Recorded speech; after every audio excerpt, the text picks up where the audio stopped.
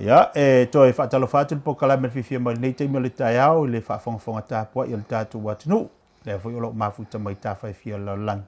Pe ona ile au nanga ma le tautua. Ia ua, whapena fwoi ona toi whauina atu le nei tautua. Mo na i o tātou tamamati nā mātutua, e maota malawa. Po kalame le nei o le whaatulima po le whaatalofa i nei tātou tu asina sina, pe ona masani ai, ia so tofi o vai aso teitasi. Le lau tātou tu vai ma li aso. Mo le whapoponga le po kalame, i lunga o penga tawhailangi, e mai se fo le tautua whaawau o le Radio Samoa, se fulmalima i watoro amo, pe ona e le tautua le fia mai. Ua, le nei tai au, ua sia le tātou po kalame ia se tasi fo tina matua, i tutonu fo i o le nei atunu. I lona fo i soifua, e mai se fo i o lona o langa sa iai, ia i tutonu o lona i fo i awhi anga, e mai se tono sa lātou atunu, se tono sa lātou ainga. Pe ona tupu ai o ia i tutonu o Samoa. Ai le malanga mai fo ni atunu o vaenga ia. Ia la tala fo i tātou po kalame ma whailoa.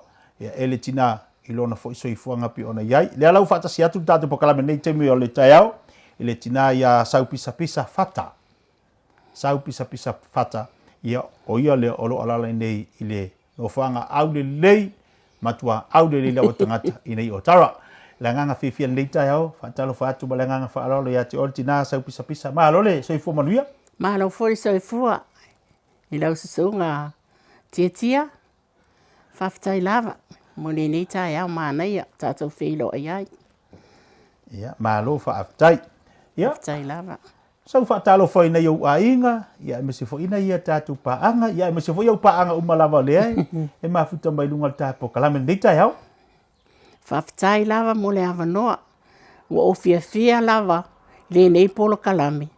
Se ia watu ai ni langona mani yaso fo ina ola mai le ngei lo makua.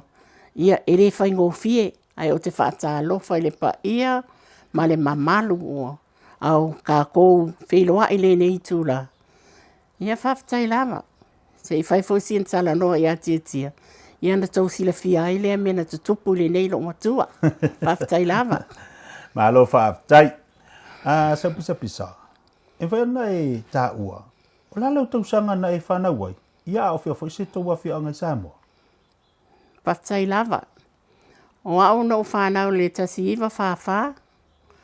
I le nuu le o a whenga. Tasi iwa whawha. Ia tau awhia anga whenga. A whenga, ia. Le nā lava. Alo whaftai. O le ase vaenga tā ua, po le ase vaenga e te mana tua i alo o langa i tutono si tau a ingai Samoa. Sa pisa. Ia au era titi o ani mea e te mana tua i alo o langa tala vau. Ia mana o foi baba i na yo matua i le whaingo tau a inga i lava teimi. Ia whaftai lava mo whafasili oka le kele o me mana na o sa o whai ai a o Samoa. O mātou o lau ta mai whai whatoanga. Kusa o lau ka mai ngofo i ukol whatoanga. Mau ke o mai e a onga mai ai maa koma sa wari mai kaile me i le aonga. O mātou fu e polonga. Polonga i el whengan matama. No le alofan matama i a mātou. Ia one mātou fia a ai. E mātou le oni fia le whai o sisi ngā fua. Me whapena. Whamale to ina. O e vele ku koko. Kaire koko i tungu. O kōle whai. Maka kō whai. Mātou nei. A li whaua wina le tāpo kalame sa pisa. O e sua whauna i o mātua. O lau tā māo. O ka poti mai le atunu. Ka poti fata, mai le nuu lea o whenga. A lo tina o emi, mai le nuu lea o nofo ali. Leo nā e mai ingia o mātua. Tu salao o lo walanga o ina na ea o ngai tono tonu o whenga mai le ilo le titi. E mo i lava, ia. Ia whauaro sa noanga, whena le mana i o le vaenga pio na tā uaile. Ina i utua. Kusala loka mā. E le mawhainga mako wongi fia la ia le. Whai pia me whapena. E mana mo te o e veli le vau makaule. Te koko me whape, mea Ai o mata wa onga. Ma ke sa wali mai uka i li whakoanga e o ikai. A mata o mai le aonga. O lo ula vale ia. O ke alu kau koko. E ele kolo fua la o le mata o nu ia whenga. Ngau la kwa ka whaki kufu mata o ma le tolo e mako o ikai le aonga. Ai ke ua o hawhanga le kusala. O teine ia mau te aonga mai uta.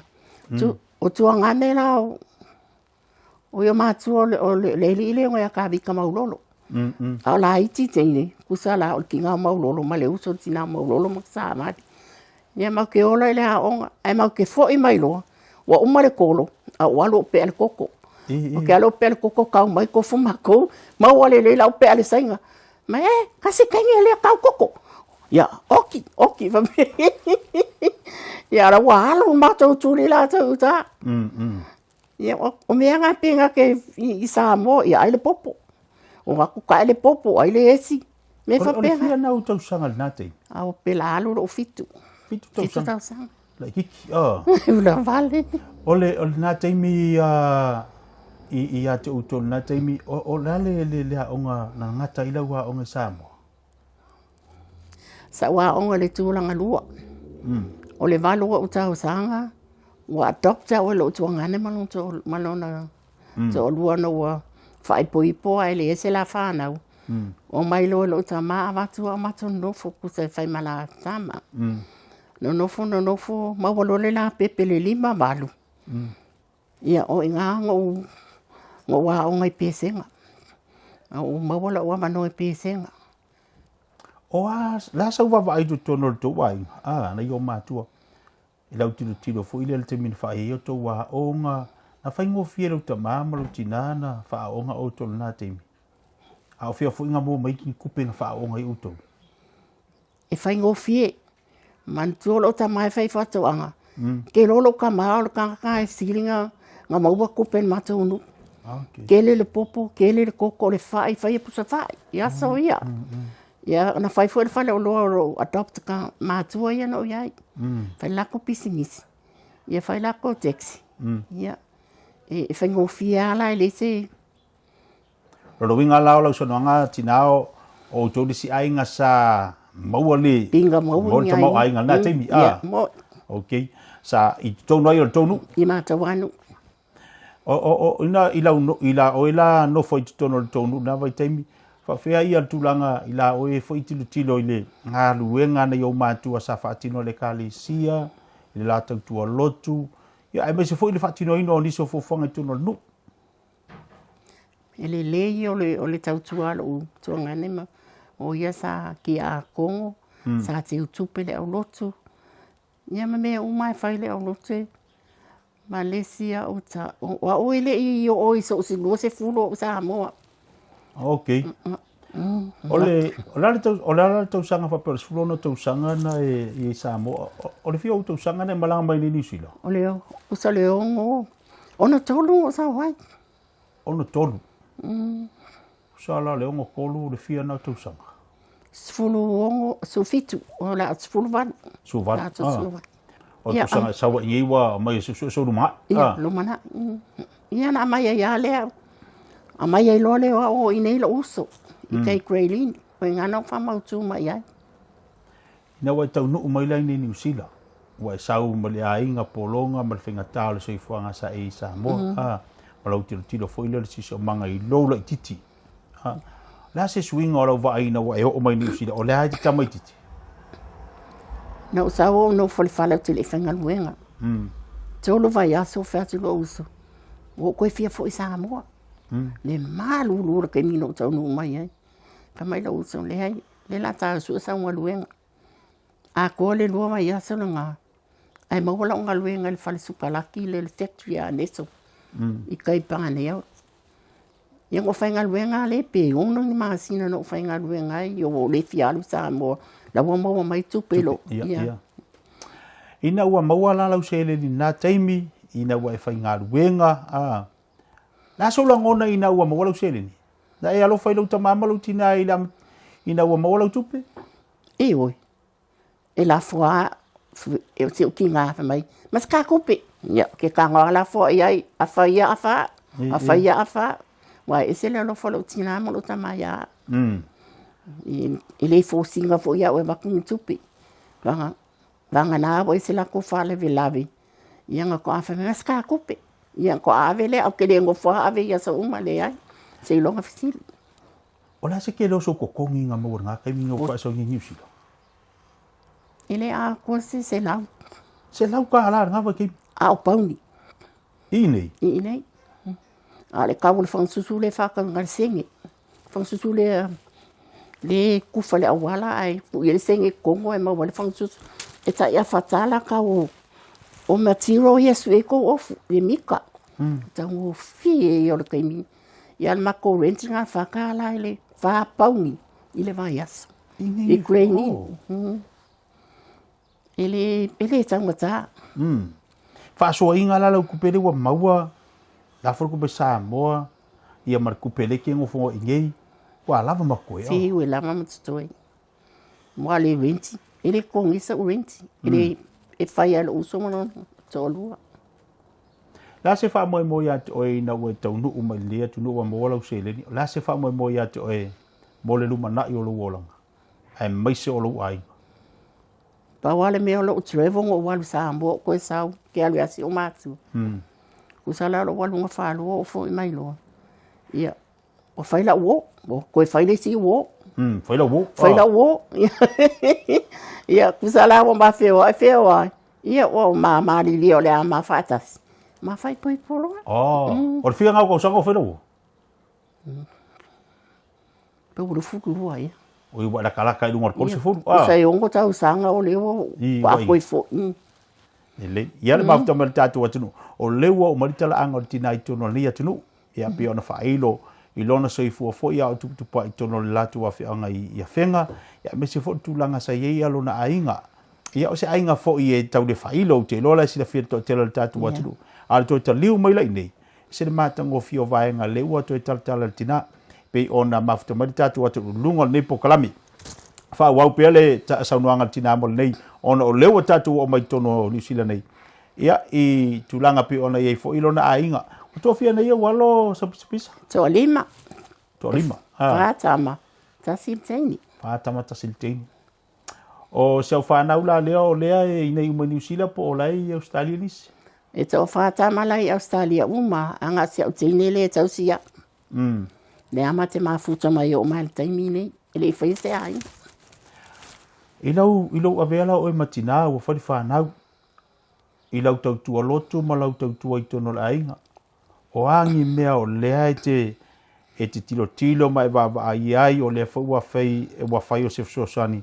Ia e te talanoa i lau whanau tau tua ino lotu. O pei whai o mea lesa e tilo nei o mātu i Samoa. O a o le taimi nei. Sa o tau sia lau whanau i le sitama. Mai le iwa se funu na ma divorce ai. Mai ale iwa se fule o mai le taimi nei. O le wa mate te amatoina. Tu sa o au. E ta ma, tu e tina. Le wa enga o lau whanau le tau lima.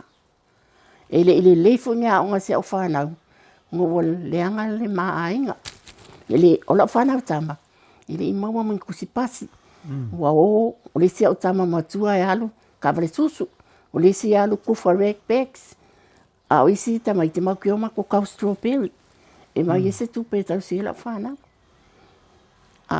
Ai olo wa onga wa e ave fala mai le fala vo ngal kasi lua ko fa kipi fa paka fa siamo ai fi ave lans ale fa ka lo nge kam ki wa ki ile ki ai ole mama e o ma papa fala nga ile a onga wa ki ile pa la aule ko atala no mai nei no wo le matu na fa ingo fia na fa ila unga luenga na taimi ile fai o oio matinato e fai matama tau sa ili se vaengo se seleni ia awari fa o ngai na lo fa na fai ngo fia na fa tino lo ole fai nga ta tia o ke kangi uma mai le ngaluenga o sa ko ya part time e avela kama ke ngele make o make kilingi i ole manu kaute nga kai o tara na ke uma se ko ma po ma ai kasi menga sosangi me ke o kaposa le sentence sa o le alo lofa le lotu ya kia fa unga la ko le kinge wa tongi la unga au kamaki wale a unga se fa na wala lofa mai ya tia o le i lo polo ke alu fenga luenga part time ia wo kamaki ku kuli su nga luenga e tau si ia la toma unga ile ya unga se fa nga tengata. La se tali mai ata mai til teimi nei lo tau ti ngā sai ai. La se tali mai lau whanau. O ani ngā luenga o whaailoa ma whaamanuia i lea tua nei o walo. Tau i ailo tau ti ngā sa tau ma whai mei la tu wao. Whawhitai. O kal mātanga o whio le whamao. E tau si whanau. Le kai minge kira koe papole te mea. Lau whangau e alo lofai. Kai mea e kupe. A mea lau kinkiki. Ke sila fia tia le alofai le kali fo se upo lau whangau e ke au. I lau polonga na mea ngai ai. Ne fo o mako a mai o ngore whainga lo asa whangau. Ma lo fia bi o whanga e tia lo fia I ka mai ki malako le kausinga wa kausinga whale le wa ngolo whamao ngi kausinga ka mai I was fulu na lua vala matama whai lele mai loa lea o siau whanau le nā taimi umi mas taimi le whai ngofie le wa sapi mo ai manuia na lo tau ti ngā sa iai o se whamanianga fo ile mo e. Mo ni lava. Balis fulu tau sanga lo soifua. O ani ngā ruenga le te fia e whaatino tono lo ai ngal teimi nei. O lo e lo varse furu ale hake malos. O ani au ngā ruenga le ke fia whai. Ale hoi whakore maa ngai alo ko ngā la ului fafu. Au, whawhitai lava. O au. O lo fia ke ali whafoi whaita ngā la au. O ke maa losia ia. Mo wal ki sa vali. Ia, o ke ala fo ia si au friends. O ke invite ngā friends au mai ngi. Pe fai se mako I puki, karikalia, ia ta ape wa umar, awa lawa fia. Lau ke fai ar kai mingi, e invite ya, o mai, ia, e ke sila fia mai, e pai lu mo, ia fai kalangoanga, e lele ian mako fila ngā mau friends. Ma, ria tili, O fia, o lo fia, e te malo si ai fo. Fia, ole vai lausi. O paunga ole me, o fia, oi. Ma malanga solo. Malanga solo. Ole tau ale na no foi sta mai te Australia no foi sa mo no foi si nei. Ia wale fa fonga tatu watunu. O le wa manino le sa ile sa no angatina. Ia o fa maonia. Wa ele vale le tau ia me le tua. Ia mo tanga tai tau si mar fa maoni fa na. Ta o mo lama fa urta po kala me le tai mi le tai ao tina sa pisa. Ia se le matango fia lau whaasua fo ilea I le nei aso I lau tausinga siau whanau. Ia, o la sauru I tau mo nei tātou whanau. Nei vai teime o lātou fo I tupua ai I la no nofo ai. Ia, mese fo I mātua ia po nei. Ta mā po nei tina le ua nofo totas. Ia, le hae tausi whanau teimi nei. Ia, whawhitai lava. O la o whea ngai mala o whanau ma le tausinga. O ke le whawai, o ke le whatamala foi. La o tausi ma le whamaoni, ma la o tō angai ave le lotu. Sa tale misi sa umala o whanau I ngā te I St. John. Ma koe sa vale ako ngei mau ke o le lotu. Sa vale me, o ke le lo ave sa vale. Ale kai mi la le ngi. Ke le lo manuia ma le whamanuia mai le atua ia unga luenga na whaisi au whanau mo no o ainga. O lewa I nei lo whale aia, Ia. Fai lo fale te nofo I lava oi. E mo I lava. Manuia ia mai lau whanau. Ia. Ia, malo whaaftai tele mo le nei fwoi tai au, ia mai se fwoi niso vaenga, bolboli ia, nei olo whaanga nei o wainga, ia mai se fwoi nei o walo leo lo mafuta mai Australia. Ia, mai se au paanga umalawa le em whaina, o mai matu e vai I lalo lau tonga ala au le lalo yu. Ia, whaaftai lava, mo le awa noa le nei aso, te mo le aso la whaaftai le. Ia, tia fwoi mat por kalame o wala au li aile nei lo matua. Ai o te alofa I o wainga, o lau whanau I Samoa ti peta matio ma le whanau. Lau whanau I Ausitalia, Harris, Joe, Simon e na Harry, Kasiano, mo tō wainga. Mo moli atu lau awhetai I a uo. Ai whapitoa lawa lau whawhetai si au tamale Martin Nofo o Caroline Harris. Whawhetai tia mol polo kalame matango fie I le ne yaso, ma eule matango fie, o loo fia. Se avatu I whafomele I tutono o loo loto, sa opolo ngai. Ai whawhetai tele, ia manuia le aso. Malo whawhetai, ia o le whakopongal po kalame, o le whaatalofa po le whawhenua I tua sina pe ona el po kalame fifia mai leitei mai tai au. Te olungaina fo I le tautua marabulanga mo le malo le tātu atunu, whaasoa le tina ia sau pisa fata. Pe ona ia le nei tai au, te lo taimi. Ia le te sila mai lunga le tātu po kalame fifia mai. ia watu wa tatou sei fo ia la ku sa o la o ila le mafu kwai e la ko sina mo au ke sa o stai mo na emo fo ilo tatou wa me puata ia awale mai mo ina tonga la o tina o ngalu e ia so uma matai ao afia filia fu o malita ma fanfana ia o ngalu ngatere na tina le fai usu le tai ao alu le udi alu le afia nga yo ia tino ai fo poponga na po kala me e fifia mai le nei fo tai melaso ia ilunga tatou tautua ma la nga fa mai moe tu di tau mai la stofil vers fo ile lo fa malanga leo tatou tu mol mol ya to lo fa angal po kala me mo to uma lava tu asin sine mo to malawa fa manu ia tele le tua so i fu mai manuia